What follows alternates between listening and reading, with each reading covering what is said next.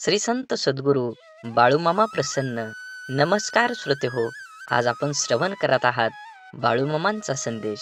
आज जो व्यक्ती हा संदेश पूर्ण मन लावून ऐकेल त्याचे सर्व दुःख, दरिद्र, पीडा, संकट एका मिनिटात जळून राख होऊन जाईल. त्यामुळे या संदेशाकडे दुर्लक्ष करण्याची चूक करू नका. हा संदेश मोजून 10 मिनिटं नक्की ऐका. मामा तुम्हाला काहीतरी विशेष सांगण्यासाठी आले आहेत. त्यामुळे हा संदेश लक्ष देऊन ऐका. लवकरच तुमच्या घरात मोठी खुशखबर येईल आणि त्याने सर्व घर खुश होऊन जाईल आणि तुम्हाला प्रत्येक कामात यश मिळणार आहे.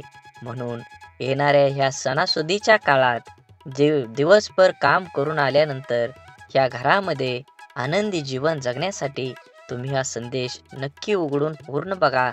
तुमच्या आयुष्यात नक्कीच आनंदाचे दिवस येतील. असेच बाळूमामांचे संदेश आपल्यापर्यंत पोहोचण्यासाठी पहिल्यांदा व्हिडिओला लाईक करा. चॅनलवर नवीन असाल तर चॅनलला सबस्क्राईब करून शेजारील बेल आयकॉन नक्की प्रेस करा, जेणेकरून येणारे असेच बाळूमामांचे संदेश आपल्यापर्यंत पहिल्यांदा पोहोचतील. व्हिडिओ आवडला तर व्हिडिओ जास्तीत जास्त लोकांपर्यंत शेअर करा आणि कमेंटमध्ये बाळूमामा प्रसन्न लिहायला विसरू नका. बाळूमामा म्हणतात, नशिबाचं आणि मनाचं कधी जुळत नाही, कारण मनात जे असतं ते नशिबात नसतं. फक्त वही पेन आणि पदवी म्हणजे शिक्षण नव्हे, तर बुद्धीला सत्याकडे, भावनेला माणुसकीकडे, शरीराला श्रमाकडे नेण्याचा मार्ग म्हणजे शिक्षण. अर्ध्या अडचणीचे निवारण तेथेच होते जेव्हा आपल्या माणसांकडून असं म्हणलं जातं की काळजी करू नको, सर्व काही ठीक होईल. पाणी हे खडकापेक्षा अधिक ताकदवान असतं. प्रेम हे बळापेक्षा अधिक शक्तिशाली असतं. कठीणातलं कठीण लाकूड भुंगा पोखरू शकतो, पण रात्रभर आपल्या कोमल पाकळ्यांमध्ये भुंग्याला डांबून ठेवण्याची ताकद कमळामध्ये असते. नम्रता ही कठोरतेपेक्षा अधिक शक्तिशाली असते. ज्या मनुष्याला वेदनांचे ओझे असतानाही हसतमुख राहता येतं, त्याच्यासारखा सहनशील आणि अभिनव सम्राट या जगात दुसरा कोणीच नसतो. प्रत्येकाचे ऐका आणि प्रत्येकाकडून शिकण्याचा प्रयत्न करा, कारण प्रत्येकाला सर्व काही माहीत नसतं, पण प्रत्येकाला काही ना काही तरी माहीत असतं. म्हणून सर्वांची विचार करा, सर्वांचं ऐकून घ्या, पण करा फक्त तुमच्या मनाचंच जे बरोबर आहे तेच. माणसानं विझलेले दिवेही पाहायचे नसतात आणि आजूबाजूची रोषणाई पाहायची नसते. ज्याला चालायचं असतं त्यानं फक्त आपल्या ओंजळीतला दिवा जपायचा असतो आणि अविरत चालायचं असतं देह गवसेपर्यंत. जेव्हा सारं जग म्हणत असतं पराभव मान्य कर, तेव्हा आशेची झुळूक अलगद कानात सांगते, पुन्हा एकदा प्रयत्न कर. ज्याला हसण्याची कला माहीत आहे तो व्यक्ती संकटांना सामनासुद्धा हसत हसत करतो. म्हणून नेहमी जीवन जगत असताना आयुष्यामध्ये कोणतीही काळजी करू नका. तुमच्या सदैव मागं श्री संत सद्गुरू बाळूमामांचा पाठीराखा आहे. आपण एखाद्या व्यक्तीवर खूप प्रेम करतो. जोपर्यंत ती व्यक्ती आपल्या बंधनात राहते तोपर्यंत त्याला प्रेम म्हणायचं की स्वतःची पूजा. अन्याय, लाचारी दूर करण्यासाठी शिक्षण हे एकमेव प्रभावी अस्त्र आणि शस्त्र आहे. अख्ख्या जगाचा इतिहास या गोष्टीची साक्ष आहे की गरीब, गुलाम, लाचार या लोकांनाच नेहमी त्रास सहन करावा लागतो. जुन्या काळापासून ते अजूनही काही ठिकाणी मुलींना लहानपणापासून शिक्षणापेक्षा तुला फक्त चांगला स्वयंपाक आणि नवऱ्याला सासरी सर्वांना खुश ठेवता आलं पाहिजे अशा मानसिकतेने वाढवलं जातं. खरंच किती माणसानं विचार केला पाहिजे. हे जग बदललं आहे. जुनं शांत राहून संपवायचं आणि नवीन चांगलं निर्माण करायची ही बेरीज वजाबाकी ज्याला जमते त्यालाच आयुष्य आनंदाने जगता येतं. आयुष्य चांगल्या प्रकारे जगण्यासाठी आपल्याला काही अपघातांना, काही गोष्टींना, आपल्या जीवनातील काही लोकांना, त्यांच्या बोलण्याला, वागण्याला दुर्लक्ष करता आलं पाहिजे. प्रत्येक क्रियेवर प्रतिक्रिया व्यक्त करणं आवश्यक नसतं. कधीकधी आपल्या काही प्रतिक्रिया आपल्या केवळ वेदना देऊन आपले नुकसान करतात. अहंकार व रागाच्या भरात आपण इतरांना अद्दल घडवण्याच्या मानसिकतेने इजा करण्याचा प्रयत्न करतो, पण आपल्याला नंतर कळतं की आपण स्वतःचेच नुकसान केलेले आहे. लोहाराच्या बंद दुकानात एक साप घुसला. तिथे पडलेल्या एका करवतीमुळे त्याला जखम झाली.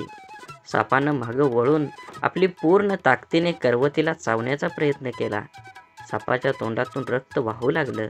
तरीही सापानं करवतीला तोंडातून स्वतःला गुंडाळून मारण्याचा पुरेपूर प्रयत्न केला. स्वतःला गुंडाळून घेताना दुसऱ्या दिवशी जेव्हा लोहाराने दुकान उघडलं, तेव्हा त्या करवतीभोवती गुंडाळलेला मेलेला साप दिसला. त्याच्या अक्षरशः खंडोळ्या खंडोळ्या झाल्या होत्या. जो स्वतःच्या रागाचा आणि अहंकाराचा बळी पडला होता. आपल्या आयुष्यात आतापर्यंत आपण कळत नकळत अनेक चुका केलेल्या असतात, ज्या आपण विसरून गेलेलो असतो. परंतु आपल्या प्रत्येक कर्माचं फळ हे ठरलेलं असतं. आपल्या चांगल्या वाईट प्रत्येक कर्माची नोंद आपल्या खात्यात जमा होत असते. आपल्या चुकांची, वाईट कर्मांची फळं करवतीच्या रूपात समोर येत असतात, जी वर्तमानात जरी आपली चूक नसली तरी आपल्या किरकोळ इजा करतात. अशा वेळेस करवतीला दोष देऊन आणखी जास्त नुकसान करून घेण्यापेक्षा तिच्याकडे दुर्लक्ष करायला शिकलं पाहिजे. भूतकाळात करून ठेवलेल्या कर्म बदलता येत नाही. ते करवतीच्या रूपात नेहमीच आपल्या समोर येत असतं. ब्रह्मांडातील कोणताही नियम बदलू शकतो, मात्र कर्माचा सिद्धांत आयुष्यात कधीही बदलता येत नाही. हे समजल्याशिवाय माणूस बदलूच शकत नाही. आपण भूतकाळात करून ठेवलेल्या चुका, वाईट कर्म बदलता येत नाही आणि त्यांचं समोर येणारे परिणामही टाळता येत नाहीत. चुकीच्या वागण्याचे भोग हे भोगूनच संपवावे लागतात. त्यापासून कोणाचीही सुटका होत नाही. कितीही देवदेव केलं तरी देवसुद्धा त्यापासून आपल्याला वाचवू शकत नाही. मग वर्तमानात देवाची प्रार्थना का करायची? हा जर देव आपल्याला येणाऱ्या संकटातून वाचवू शकत नाही, तर देवाची आराधना का केली पाहिजे? तर लक्षात ठेवा, मनाची शक्ती वाढवण्यासाठी देवाची आराधना करायला हवी. आपल्या सोबत आणि आपल्या आजूबाजूला घडणाऱ्या वाईट गोष्टींसाठी इतरांना आणि आपल्या परिस्थितीला जबाबदार न धरता ते आपलाच मागच्या चुकीच्या कर्माचं फळ आहे हे समजून त्याला स्वीकारत सामोरं जाण्याची मनाची शक्ती प्रचंड सकारात्मक असावी लागते, जी योग, ध्यान, नामस्मरण करून वाढवता येते. देवाची आराधना करायला सुरुवात केल्यावर आत्मचिंतन करण्याची सवय लागते. आपण कुठं चुकलो, काय योग्य आपण करू शकलो असतो असा विचार करण्याची सवय लावून घेतली तर योग्य अयोग्य, चूक बरोबर याची जाणीव होऊ लागते. त्यामुळे मनाला योग्य विचार आणि योग्य कृती करण्याची शक्ती प्राप्त होते.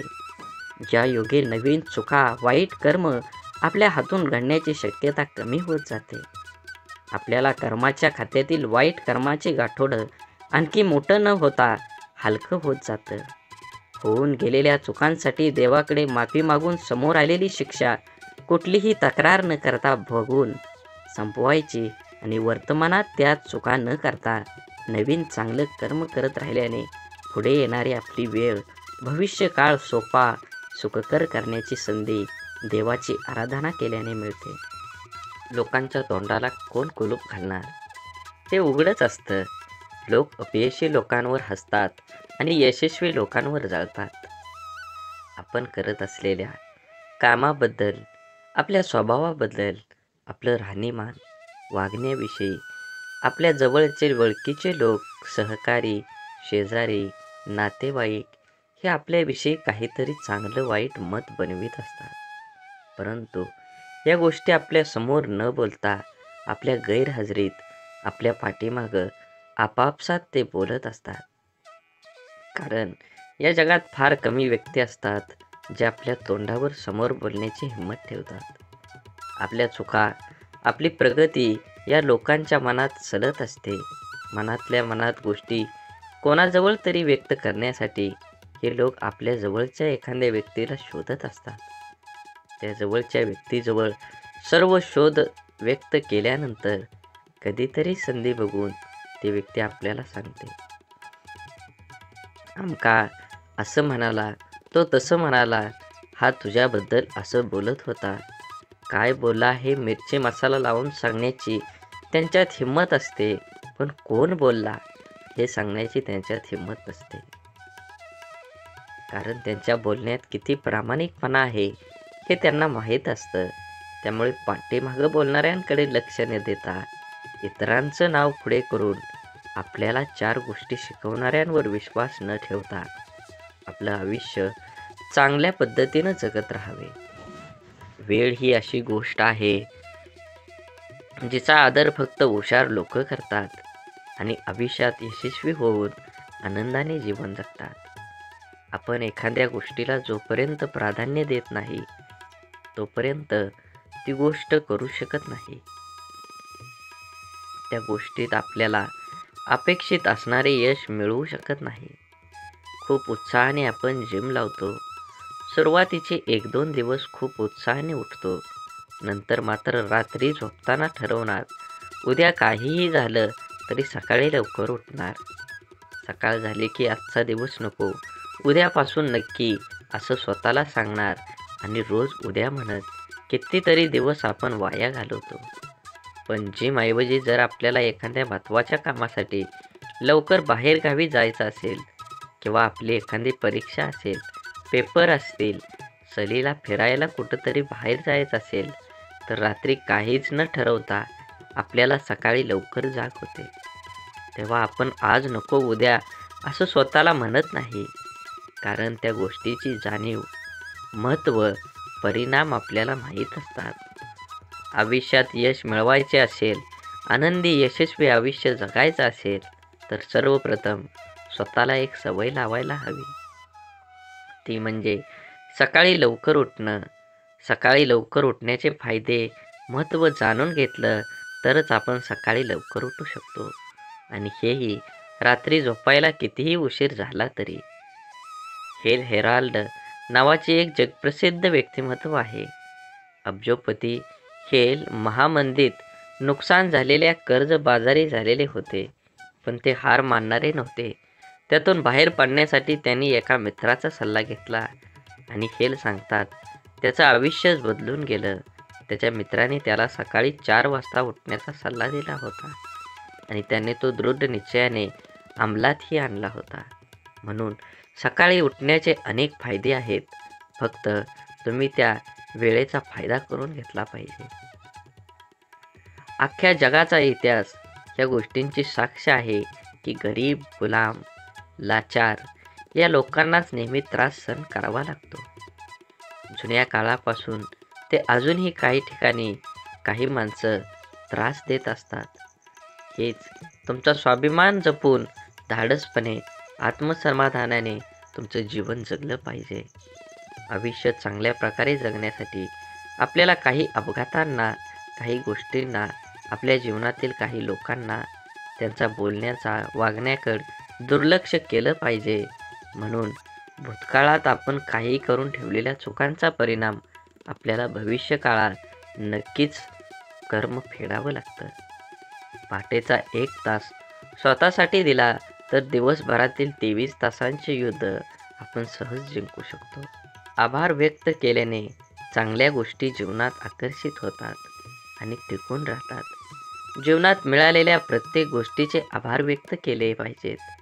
आपले आई वडील, भाऊ बहीण, जोडीदार, मुलं, मित्रमैत्रिणी, नातेवाईक, आपले घर, व्यवसाय, गाडी अशा प्रत्येक गोष्टीचे, आपल्याला जीवनातील प्रत्येक व्यक्तीचे आभार व्यक्त केल्याने सकारात्मकता वाढण्यास सुरुवात होते. जास्तीत जास्त 5 मिनिटात आपण मिळालेल्या सर्व गोष्टींचे आभार व्यक्त करू शकतो. त्यानंतर दिवसभर आपल्याला काय करायचं आहे याची नोंद लिहिण्यास सुरुवात केली पाहिजे. सुरुवातीला काय लिहावे सुचत नाही, त्यामुळे सर्वप्रथम तारीख टाकून किती वाजता आपण उठलो हे रोज लिहून ठेवण्याची सवय स्वतःला लावली पाहिजे.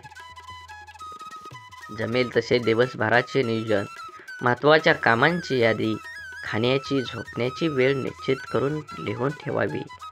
सुरुवातीला अगदीच ठरवल्याप्रमाणे सर्व गोष्टी होत नाहीत. जेवढं शक्य होईल तेवढं नियोजनानुसार वागण्याचा प्रयत्न कराल की हळूहळू सवयी दृढ होतात आणि आपल्या मनाला, शरीराला त्या सवयींची सवय होण्यास सुरुवात होते. घरकामाचं नियोजन, व्यवसायाचं नियोजन, खर्चाचं, पैशाचं नियोजन, हिशोब या गोष्टींच्या नोंदी करून ठेवायची सवय लावल्याने जीवनात आश्चर्यकारक सकारात्मकता येते. साधारण 10 ते 15 मिनिटात या सर्व गोष्टींचा विचार करून आपण त्या लिहून ठेवू शकतो. यानंतर निरोगी शरीरासाठी, शरीरातील ऊर्जा वाढती ठेवण्यासाठी, आनंदी, स्वस्थ, कणखर राहण्यासाठी शक्य असेल ते चालणे, धावणे, योगा, जिम किंवा पोहणे, कोणत्याही प्रकारे अर्धा ते पाऊण तास व्यायामासाठी दिला. सकाळी लवकर उठणं, ध्यान, व्यायाम, दिवसभराचं नियोजन करणं या सवयी आपलं आयुष्य बदलून टाकतात.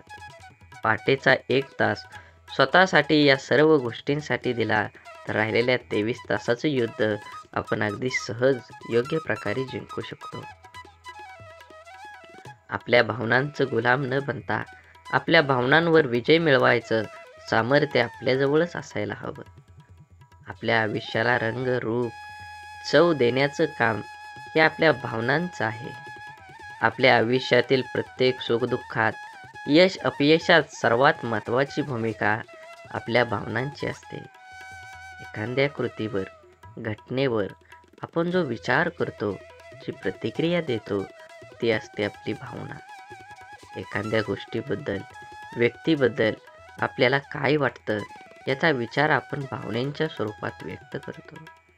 आनंद, सुख, समाधान, शांती, प्रेम या सकारात्मक भावना, तर राग, लोभ, मोह, मत्सर, द्वेष, तिरस्कार या आपल्या नकारात्मक भावना आहेत. प्रेम आणि तिरस्कार या आपल्या 2 भावनांवर आपल्या जीवनाचं बरंच गणित अवलंबून आहे. या भावना सांभाळता आल्या तर आपलं संपूर्ण आयुष्य आपण अगदी व्यवस्थितरित्या सांभाळू शकतो. आपल्या या 2 भावनांवर आपल्याला नियंत्रण मिळवून जग जिंकू शकतो.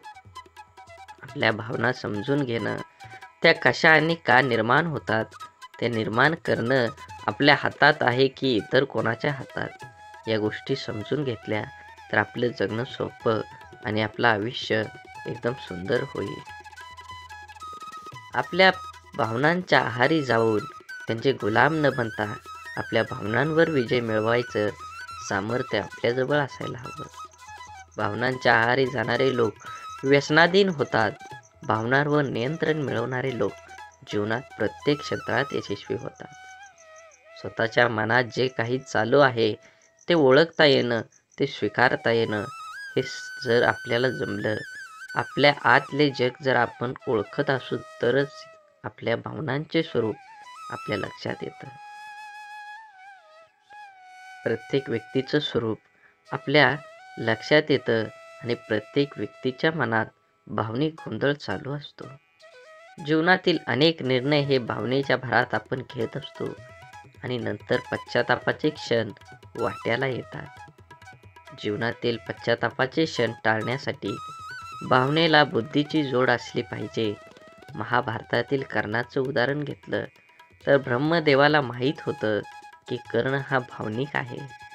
त्यामुळे कर्णाला भावनिक करून ब्रह्मदेवाने त्याची कवच कुंडलं मागून घेतली. कर्णाने बुद्धीची जोड न देता भावनांच्या आधारे निर्णय घेऊन आपली कवच कुंडलं दिली आणि कर्णाला पश्चातापाच्या दुःखाला सामोरं जावं लागलं. भावनाशील असणं चुकीचं नाही, पण आपल्या भावनांच्या नियंत्रणात असायला हव्यात. पूर्णपणे भावनाशून्य ही असू नये. निसर्गाचा नियम आहे की सर्व काही प्रमाणात बॅलन्स असावं लागतं, नाहीतर विनाश अटळ आहे. ध्यान ही एक अशी शक्ती आहे जी आपल्याला आपल्या भावनांवर नियंत्रण मिळवण्यास मदत करते आणि आपल्याला भावनांचं गुलाम होण्यापासून दूर ठेवते. भावनांवर नियंत्रण मिळवायचे सामर्थ्य आपण ध्यानधारणा करूनच प्राप्त करू शकतो. विचार, भावना, मन, शरीर या 4 गोष्टींची काळजी घेतली तर आयुष्य अगदी संतुलित, सुखी, आनंदी आणि यशस्वी होण्यास सुरुवात होते.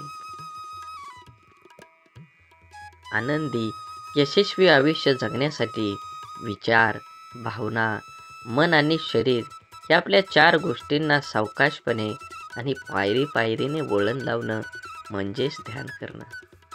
आपले विचार, भावना, मन आणि शरीर स्वच्छ करत जाणं म्हणजे ध्यान करणं. ध्यान केलं तर आपण जीवनात शांतता, स्थिरता प्राप्त करू शकतो. आपलं जीवन आनंदी, यशस्वी बनवू शकतो.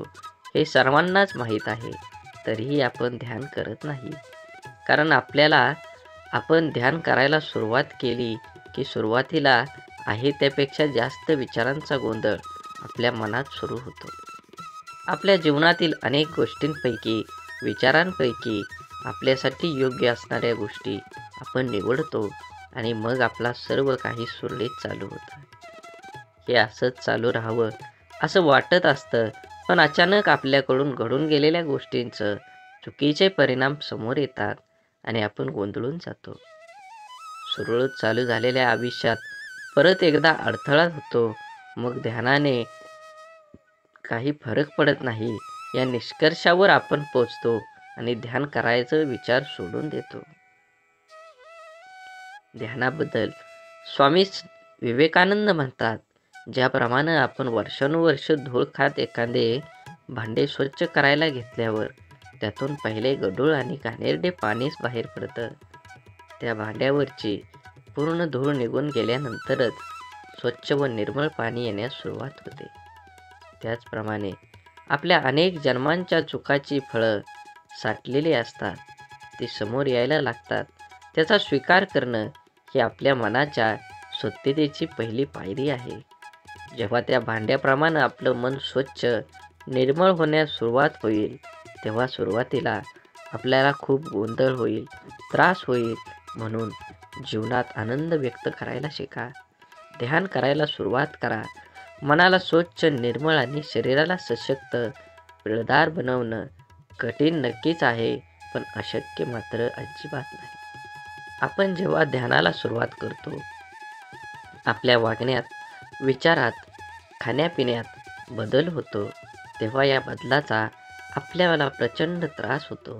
कारण आपलं शरीर, मन अचानक कोणताही बदल स्वीकारत नाही. ज्याप्रमाणे आपण जिम लावल्यावर व्यायामाला सुरुवात केल्यानंतर सुरुवातीचे काही दिवसात आपल्याला तब्येतीतील, वजनात फारसा फरक तर पडत नाही, परंतु उलट प्रचंड अंग दुखून त्रास होत असतो. पण रोज नियमितपणे व्यायाम सुरू ठेवला तर 3-4 महिने हळूहळू फरक दिसून यायला लागतो. ध्यानाच्या बाबतीतही असंच घडतं. ध्यान करायला सुरुवात केल्यानंतर विचारांचा प्रचंड गोंधळ डोक्यात, मनात कल्लोळ करण्यास सुरुवात होते. डोक्यात येणाऱ्या असंख्य विचारातून योग्य विचार निवडणं आणि त्यावर स्थिर होण्यासाठी स्वतःला काही वेळ द्यायला लागतो. सुरुवातीला कधीही गोंधळ झाला, त्रास झाला तरी तळमळ आणि नियमितता असेल तर मनाला स्वच्छ आणि निर्मळ बनवता शक्य आहे. ध्यानामुळे होणारी प्राप्ती ही हळूहळू होते, पण ती प्रचंड मोठी असते. त्यासाठी नियमित सराव अत्यंत आवश्यक आहे. आपलं काम केवळ ध्यानाला बसणं इतकेच असतं. ध्यान लागेल किंवा लागणार नाही याची काळजी सोपवून द्यायची. आपल्या इष्ट देवतेवर ही कामगिरी सोपवून द्यायची. आपला ज्या देवावर विश्वास असेल, मग ती मूर्ती असो किंवा आपण मनात असलेली शक्ती असो, त्यावरती भार सोपवून आपण फक्त नियमित ध्यानाला बसण्याचा सराव करायला हवा. त्यासाठी प्रचंड चिकाटी, नियमितता आणि सर्वात महत्त्वाचं स्वतःवर आणि आपण मनात असलेल्या शक्तीवर, देवावर प्रचंड विश्वास असायला हवा. तरच प्राप्तीचा अनुभव येतो. असेच बाळूमामांचे संदेश आपल्यापर्यंत पोहोचण्यासाठी पहिल्यांदा व्हिडिओला लाईक करा. चॅनलवर नवीन असाल तर चॅनलला सबस्क्राईब करून शेजारील बेल आयकॉन नक्की प्रेस करा. असेच येणारे व्हिडिओ आपल्याला पहिल्यांदा भेटतील आणि कमेंटमध्ये बाळूमामाच्या नावाचा जयघोष करून व्हिडिओ जास्तीत जास्त शेअर करायला विसरू नका.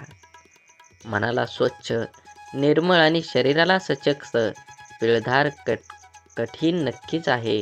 हे अशक्य पण अजिबात नाही.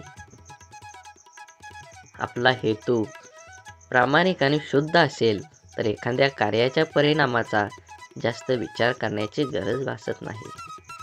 मनासारखं होण्यासाठी आधी मनासारखं काम करावं लागतं. आपण संपूर्ण आयुष्यात कोणासोबत सर्वात जास्त वेळ राहतो? अर्थातच प्रत्येकाचं उत्तर वेगळं असू शकतं. अनेक जणांनी तर कधी यावर विचारच केलेला नसेल. आपण संपूर्ण आयुष्यात सर्वात जास्त वेळ स्वतःजवळ राहतो. आपण स्वतःला जेवढं ओळखतो तेवढं कोणीही आपल्याला ओळखत नाही. तरीही आपण स्वतःची किंमत दुसऱ्यांना लावून देतो. लहानपणी ऐकलेली एक गोष्ट आहे. एक मुलगा रस्त्यात सापडलेला चमकणारा दगड घेऊन आपल्या वडिलांकडे जातो. वडील त्याला म्हणतात, हा दगड बाजारात घेऊन जा. वेगवेगळ्या दुकानदारात दाखवून त्याची किंमत काढून आण. पण कोणालाही दगड विकू नकोस. मग मुलगा तो दगड भाजीवाल्याला दाखवतो. तो दगडाची किंमत 50 रुपये सांगतो. मग मुलगा तो दगड लोहाराकडे दाखवतो. लोहार 200 रुपये सांगतो. असं करत करत तो सोनाकडे जातो. सोनार त्याला त्या दगडाची किंमत हजारो रुपये आहे असं सांगतो. बाजारात अनेक ठिकाणी त्या दगडाची किंमत विचारून मुलगा परत आपल्या वडिलांकडे येतो. बाजारात झालेला सगळा प्रसंग तो वडिलांना सांगतो. तेव्हा वडील त्याला म्हणतात, माणसाचं आयुष्य पण असंच असतं. प्रत्येकजण तुझी किंमत त्याचा समज आणि कृतीनुसार लावेल. कदाचित तू हिरा असू शकतो, पण भाजीवाला तुला दगड समजेल. काही जण चमकणारा दगड समजतील, पण ज्याला तुझी खरी किंमत माहीत असेल त्याला तू अमूल्य वाटशील. आयुष्य जगत असताना आपण स्वतःशी आपली किंमत नीट समजून घ्यावी. आपली किंमत दुसऱ्याने करावी अशी अपेक्षा करू नये. स्वतःला ओळखण्यासाठी दगडासारखं प्रत्येकाकडे फिरत बसू नये. जेव्हा स्वतःची खरी किंमत माहीत असते तेव्हा कोणी कमी लेखण्याने फरक पडत नसतो. म्हणून एखादी गोष्ट मनाविरुद्ध घडली आणि ती स्वीकारण्याची शक्ती नसली की आपल्याला राग येतो. राग, संताप तीव्र झाला की नको ते आपण बोलतो. त्याच्या वेदना समोरच्या व्यक्तीला कळवतात आणि आपण अपेक्षा ठेवतो माफी मागितली की समोरच्या व्यक्तीने आपल्याला लगेच माफ करावं. झालं गेलं विसरून जावं. खरं तर इतकं सोपं असतं का? दुःख झालेल्या मनाला शांत करणं. मनाने माफ केलं तरी मन ती गोष्ट, तो प्रसंग विसरू शकत नाही. रागास माणसाची बुद्धी भ्रष्ट होते, परंतु मनात जो विचार केलेला असतो तेच माणूस बोलतो. मनात वेगळं आणि बोलण्यात वेगळं हे रागात होतं नाही. माणसाचा राग हा त्याच्या मनातील भाव व्यक्त करतो. रागात मनातील भाव लपविणे कोणाला शक्य नाही.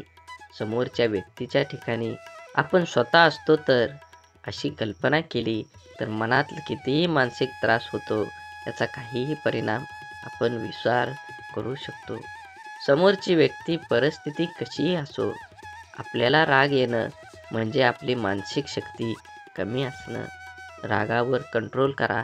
जिथे आपल्या असण्याची जाणीव नसते तिथे आपल्या नसण्याची किंमत लक्षात आणून देता आली पाहिजे. आपली किंमत दुसऱ्यांनी करावी, आपल्याला मान सन्मान द्यावा अशी अपेक्षा मनात ठेवून जगू नये. जेव्हा आपल्याला आपली खरी किंमत माहीत असते तेव्हा दुसऱ्यांची कमी लेखल्याने फारसा फरक पडत नाही. आपण जर स्वतःला ओळखण्याची संधी दिली नाही तर आपल्या जगण्यात आत्मविश्वास येणार नाही. म्हणून सर्वात आधी स्वतःची काळजी घेतली पाहिजे. शारीरिक, मानसिक आणि भावनिकदृष्ट्या स्वतःला सक्षम, सशक्त बनवण्याचा प्रयत्न करीत राहिलो तर आपल्या क्षमता, कमतरता आपल्या लक्षात येतात. आपल्याला कशाची जास्त आवड आहे, कशाची भीती आहे, आपल्याला मर्यादा काय आहेत, कोणत्या गोष्टी आपल्याला करायला जमतात, आवडतात, कोणत्या गोष्टी जमणार नाहीत, या गोष्टी आपण जाणून घेण्याचा प्रयत्न केल्याने आपले व्यक्तिमत्व आत्मविश्वास बनतो आणि आत्मविश्वासू व्यक्ती जिथे जाईल तिथे तिला मान, सन्मान, आदर, किंमत आपोआपच मिळते. सुगंधित फुलांकडे फुलपाखरे आपोआप आकर्षित होतात. हा सृष्टीचा नियम आहे. आपल्या कर्तबगारीचा सुगंध दरवळला तरच आपल्याला किंमत मिळते. जबाबदारीने ते मिळवता येत नाही. गरज नसताना आपण जर एखाद्या ठिकाणी उपलब्ध राहत असलो तर तिथे आपली किंमत राहत नाही. कारण सहज उपलब्ध असलेले, फुकट, स्वस्त मिळत असलेल्या गोष्टींची दुनिया किंमत करत नाही. त्यामुळे आपल्या सीमा, मर्यादा आपल्या माहीत असायला हव्यात. जगताना अहंकार नको, पण स्वाभिमान मात्र असायलाच हवा. पाणी जीवनावश्यक गोष्ट आहे, तरीही पाण्याचं महत्त्व तहानेनेच व्याकुळ झालेल्या माणसाला कळतं. फुकट सहज उपलब्ध असलेले पाणी वाळवंटात तहानेने व्याकुळ झाल्यावर किमतीपेक्षा जास्त मूल्य देऊन विकत घेतलं जातं. म्हणून आनंदाने जगा, माणुसकी धर्म पाळा, या जगात तुम्हाला काहीच कमी पडणार नाही. बोला बोला बाळूमामांच्या नावानं चांग भलं. झाडे लावा, झाडे जगवा, माती वाचवा, पाणी वाचवा, सेव्ह अर्थ. आणि मनात मामांबद्दल आणि देवाबद्दल भाव असेल तर नक्कीच चॅनलला सबस्क्राईब करून व्हिडिओला लाईक करा. धन्यवाद.